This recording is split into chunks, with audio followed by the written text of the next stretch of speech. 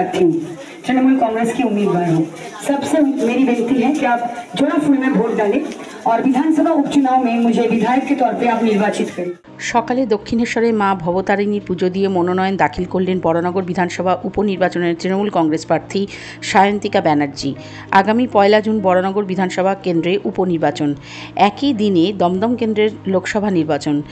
এদিন বিকেলে বড়নগর পৌরসভার 5 নম্বর ওয়ার্ডে ডোর টু ডোর প্রচারে বের হন তৃণমূলের তারকা প্রার্থী। প্রথমে আলমবাজার মঠে পুজো দিয়ে প্রচার শুরু করেন। সঙ্গে ছিলেন স্থানীয় পৌরপিতা আরিফ হোসেন। বাংলায় বলে দিচ্ছি সকলকে নমস্কার, আমার নাম সায়ন্তিকা ব্যানার্জি। বিধানসভা উপনির্বাচনে আমি তৃণমূল কংগ্রেসের প্রার্থী, মমতা ব্যানার্জি প্রার্থী। আপনাদের আপনারা 1 জুন জোড়া ফুলে ভোট দিয়ে আমাকে বিপুল ভোটে জয়যুক্ত করুন। এদিন তারকা প্রার্থীকে কাছে পেয়ে কেউ সেলফি তুলতে ব্যস্ত, আবার কেউ ফুলের মালা পরিয়ে বরণ করে নেয়।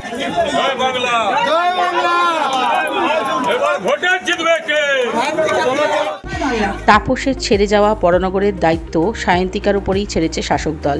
ওই কেন্দ্রে সায়ন্তিকার প্রতিপক্ষ সজল ঘোষ। সিপিএম থেকে লড়ছেন তন্ময় ভট্টাচার্য।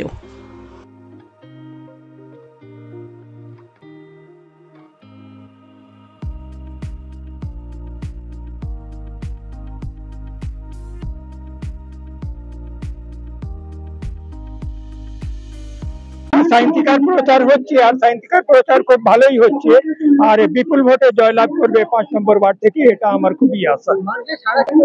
মানুষের সাড়া তো আপনারা দেখছেনই, মানুষের সাড়া তো আপনারা যেটা দেখছেন সেটা আপনারা খুব ভালো করে এক্সপিরিয়েন্স করতে পারেন যে মানুষের বিপুল সাড়া আছে। সমস্যাও আছে, সামান্য সমস্যা, ওই লাইটের কিছুটা সমস্যা আছে, জুট মিলের একটা বড় সমস্যা আছে, সেটা সায়ন্তিকা ম্যাডাম চেষ্টা করছে সেটা সলভ করার জন্য। এর মধ্যেই কিছুটা সলভ করেছে, আর বাকিগুলো আস্তে আস্তে হবে। জুট মিলের একটা সমস্যা 5 নম্বরই নয়, 6 আর 7তেও আছে, পুরো আলমবাজার অঞ্চলটা আছে। লাইটের সমস্যা, কয়েকটা লাইট তো এটা ইলেকট্রিসিটির ব্যাপার, মেকানিক্যাল ব্যাপার, কিছু একটা প্রবলেম থাকতেই পারে।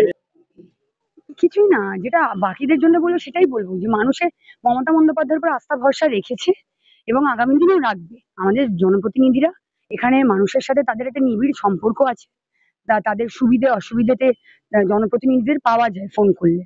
তো সেক্ষেত্রে এই ভোট পাখির মতো উড়ে উড়ে শুধু ভোটের আগে আসবো, ভোট ভিক্ষা করবো একদম সুন্দর একটা মিথ্যাবাদী ইয়ে নিয়ে, তো সেটা এরকম তো করে না। আমাদের প্রতিনিধিরা মানুষের পাশে থাকে, সেই জন্য তারা ভোট দেবে, তারা মমতা ব্যানার্জির উপরে আস্থা ভরসা রাখবে। আর একটা রাস্তা বানালে তো সেটা 200 বছর একই অবস্থায় থাকবে না, সেটা ঝড় জল বৃষ্টি হবে, গাড়ি চলবে, সেটা রিপেয়ার করতে হবে, মেরামত করতে হবে। তো এটা তো চলতেই থাকবে, এটা তো একটা সার্কেল।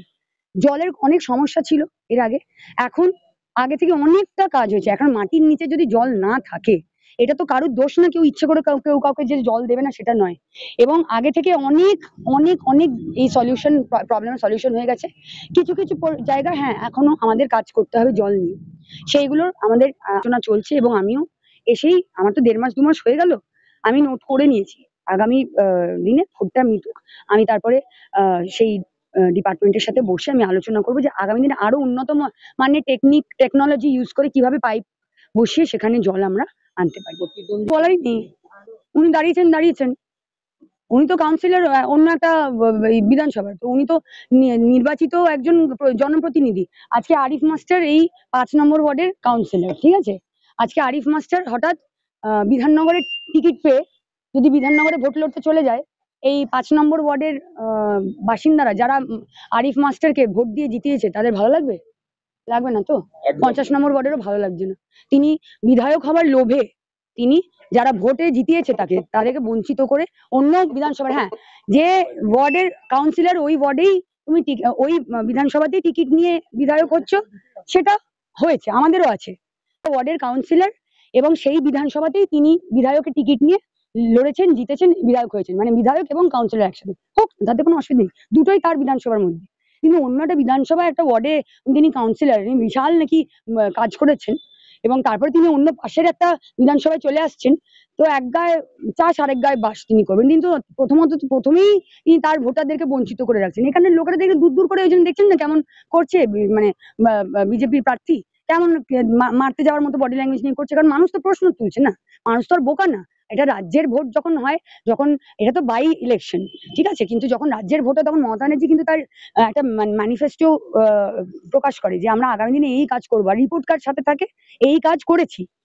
তাহলে এটা তো কেন্দ্রের ভোট, তো কেন্দ্রকে তো দেখাতে হবে ভাই, কোথায় 15 লক্ষ টাকা, 2 কোটি বেকারের চাকরি, কোথায় গ্যাসের দাম, ডিজেলের দাম, পেট্রোলের দাম, ওষুধের দাম কি হলো ব্যাংকগুলোতে, এগুলো তো বলতে হবে।